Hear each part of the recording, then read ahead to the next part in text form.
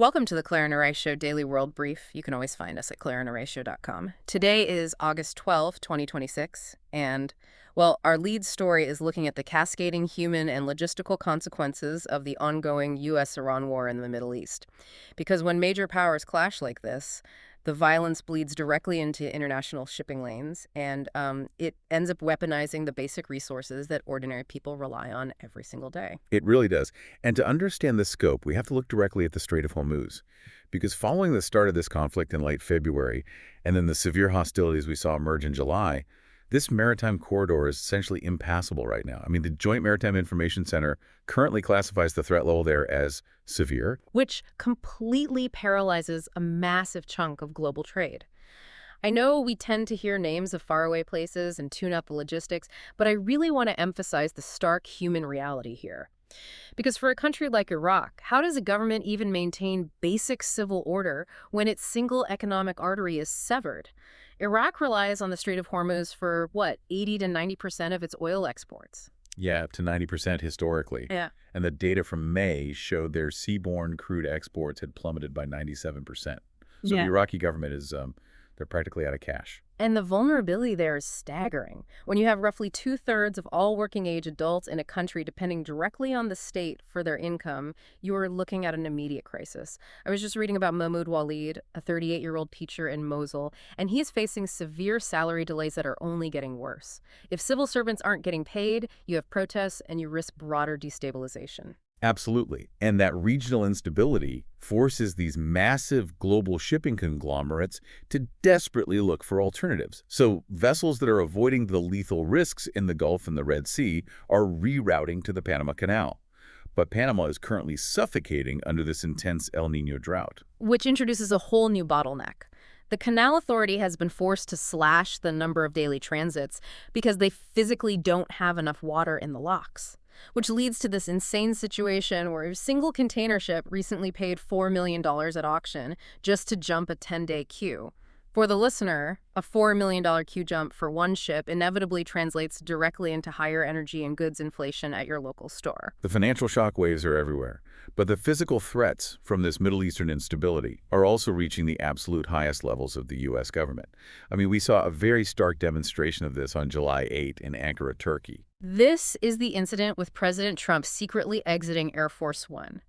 The logistical nightmare of sneaking a sitting U.S. president off his own plane without the entire traveling press pool noticing. I have to question the severity of the intelligence that prompted a shell game of that magnitude. It required total compartmentalized deception. Because of highly classified security threats, specifically linked to Iran, the Secret Service actually moved the president off Air Force One using a catering truck.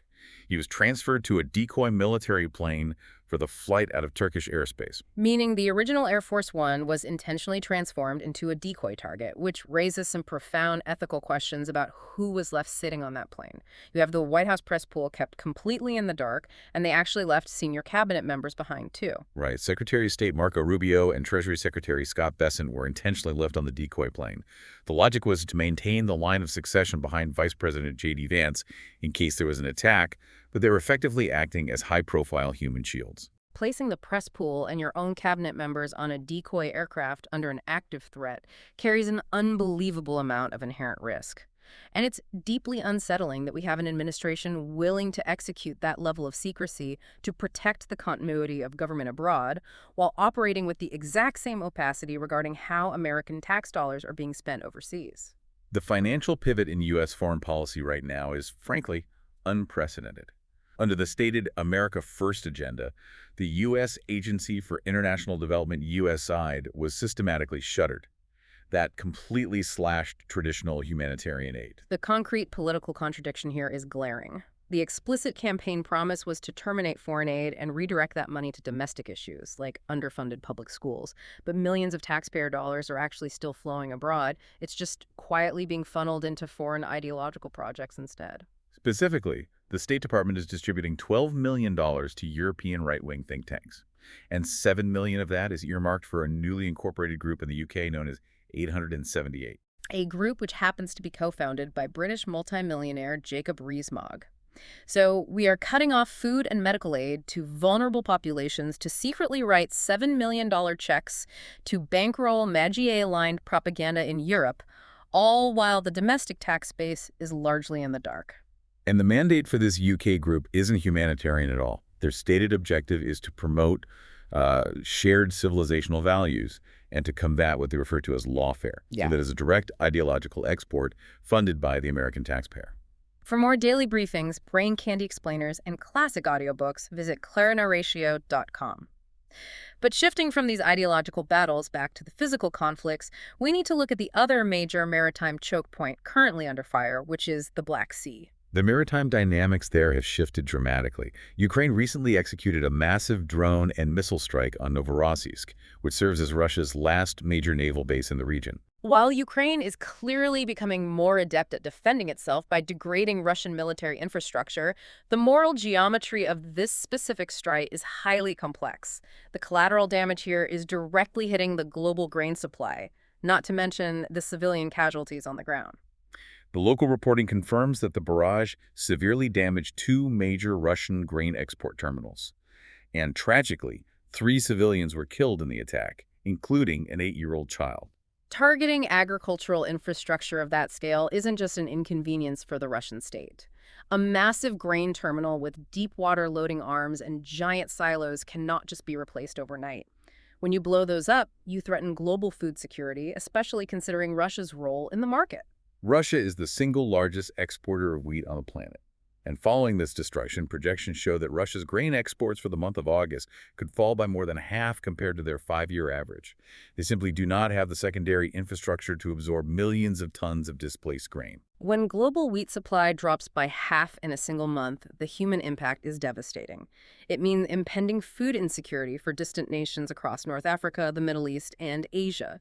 It is another example of how a distant military action arrives directly on the dinner plates of families entirely uninvolved in the fighting. And we are seeing that exact same pressure where global demands weaponize fundamental resources happening in a totally different sector. The explosive growth of AI infrastructure in India is creating a massive, unsustainable thirst for water. Because the physical footprint of AI requires enormous evaporative cooling powers. You have this boom in hyperscale data centers, but then you contrast that with what is happening to residents in places like Kora, India, and the regulatory failure is just appalling. In Kora, which is just outside New Delhi, residents like Naimuddin Saifi don't have municipal water access.